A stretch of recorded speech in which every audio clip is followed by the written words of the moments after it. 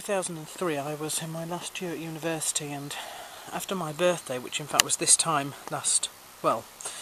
this time of that year, 2003, I had a bit of an accident. I had back then a history of self-harm, really, I guess you'd call it, and I did some damage to myself that I hadn't done before, accidentally. I didn't mean to actually hurt myself. It wasn't the purpose of the self-harm. It was just an unfortunate side effect. And not long after that I came to the woods to sort of get a grip, to get my feeling on life again. And I found this little place, and I sat down here, and as I sat down here I was very, very deep in thought about what had happened, and about why it had happened, how it had happened, and what I was supposed to do sort of from that point.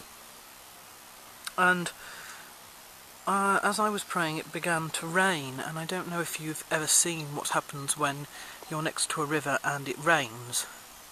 It rained quite heavily actually, and basically the river turns into little diamonds, if that makes sense. The droplets of water from the air drop into the water, and it all sort of glows.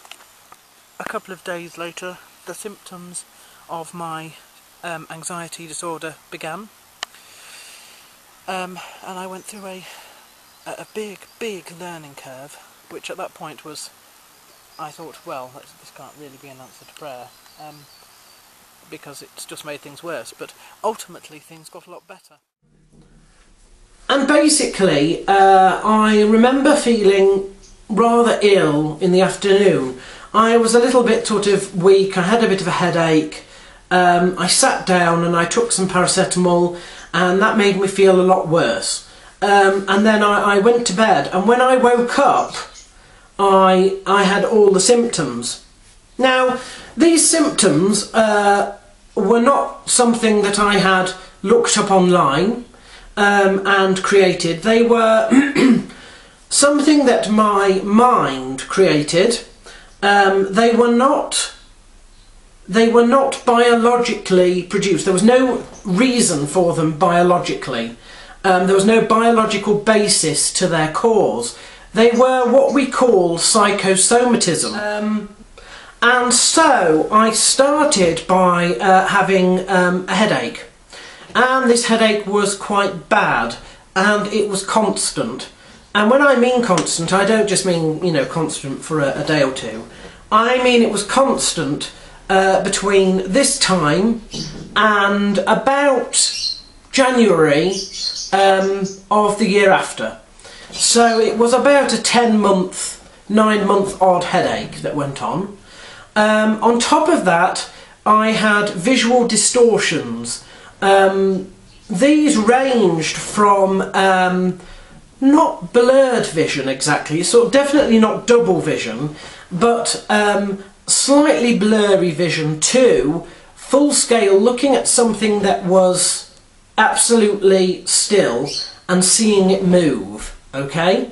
Particularly things that were vibrating very, very quickly, and I could see that, and of course that was one of the things that affected my balance.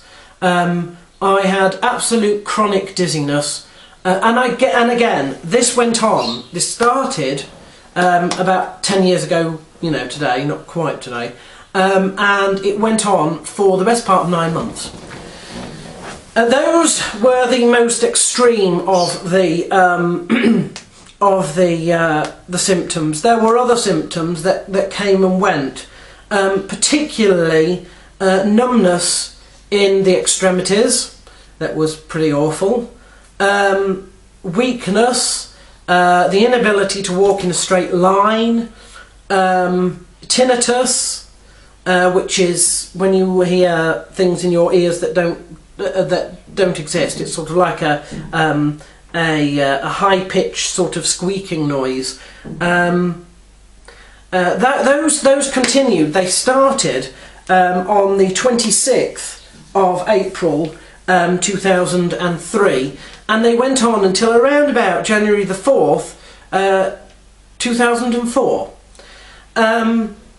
As you can imagine, I did not know what was wrong with me, and on top of that I still had the leftover remains of the blown blood vessels around my eyes, which were beginning to go. I remember I turned up at the door of my good friend Martin Brown, who had moved in at Christmas and lived below me, a level below me and one across. And I don't know where I would be without his help through that last semester. That is no joke. You know, these symptoms, they continued, and they went on, and they went on. Then there was me, who was also aware that other people were not seeing the same thing as I was, and I sort of felt like I was going mad. And in those early days, it was quite a fright. You know, I found that I couldn't eat, you know, more than a few mouthfuls of anything at a time without wanting to, you know, chuck it all up everywhere. The gag reflex just went and went and went. You know, it was a very distressing time. Now, the first thing I did was go to the doctors. There was a health centre on campus, and the doctors are used to treating university students who probably get into problems because they are, you know, immature and stupid, and they weren't very nice to me, they weren't very helpful.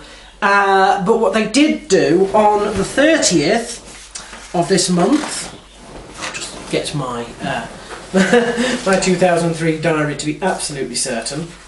They went at the, where were we? Oh, the 29th of April. So that's how many days after it started? About 3 days after it started, that's when I decided that I'd have to pull out of the concert. So I'd already decided on Tuesday that this thing was probably going to last and dominate the whole semester. And then on Wednesday, I went with my friend Martin to go and have blood tests to see if there was anything wrong with me and what was wrong with me. And that was the first time that I'd seen a medical professional. Well, second time I'd seen a medical professional, but the first time that they actually did something other than tell me that there was absolutely nothing wrong with me. I have to be a little bit careful what I call it, because one needs to remember that there is a great deal of difference between talking about something as it's happening and talking about something in hindsight. In hindsight, what this was the start of something known as an anxiety disorder. Of course, I didn't know that at the time, and it's really important to remember that both this year, as I explain what happened, and also the year after, because there were ramifications of what I thought was going on versus what I would later sort of say about the same event.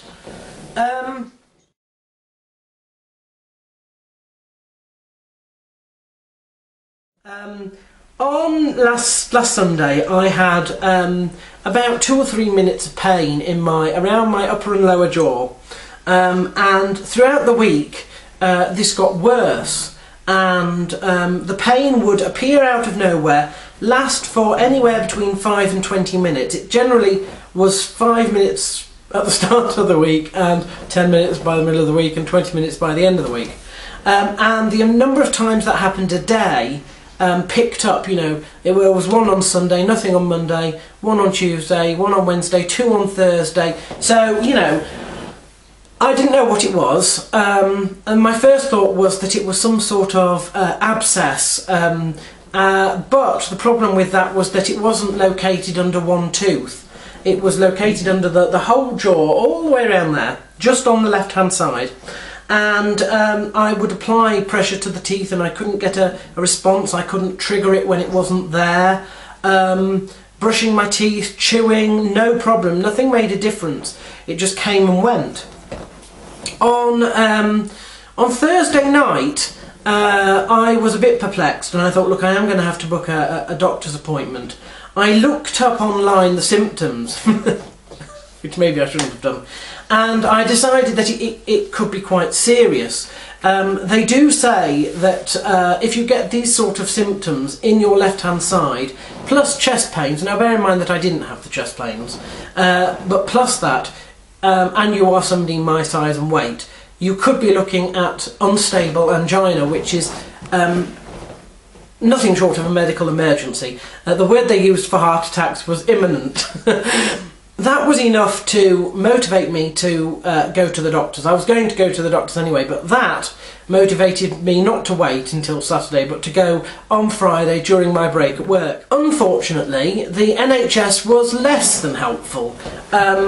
I went at break and they told me that the earliest I could see somebody was Tuesday morning, which didn't really help. So I went back at lunch and I said, look, I'm prepared to speak to a nurse instead of a doctor, or have it by phone, and they said fair enough. And then the woman phoned me back later and she said, we've managed to find you an appointment at 4 o'clock today. Oh right, so that I'm led to believe that they never had that appointment in the first place. I went in and the guy, the doctor said to me, without the history of heart problems or the chest pains, it's unlikely to be that. He said, however, what he thought it was probably neuralgia, which is basically that I've trapped one of the nerves in my neck, and it will create pain. And he says, you know, this can be caused by viruses that inflame it, and you know, you just have to wait until the inflammation goes down, and at that point you will be the pain will stop. He said, or it could be a mechanical compression where it sort of gets worse, and the pain gets worse, and the length of time gets worse, and you know, then they may have to free the nerve by surgery. So he said basically to make a note of it over the next 3 weeks, all the attacks that I have, and take it back to him, you know, if it's still even in existence. And I felt much better after that, I have to say. I also had a situation where the Saturday morning I did get the pain, and you know, by turning my neck, maybe I shouldn't have done that, I obviously managed to free the nerve, and it disappeared. Now I've had another attack today, so I know that hasn't completely worked, and I won't do it again because A, if I turn it the wrong way I might end up making the nerve more trapped, and B, I can't calculate how long the attack will go on for if I do that, which he said was sort of quite important, because if it gets worse, that's when you need to, you know, actually do something about it. You know, it's not inflammation. But the long and short of it was that actually it wasn't that serious. Very painful, but not serious, not too serious, and that if it did not go away and continued for ages and ages and ages, there was no problem, because there were ways and means of doing things to fix it.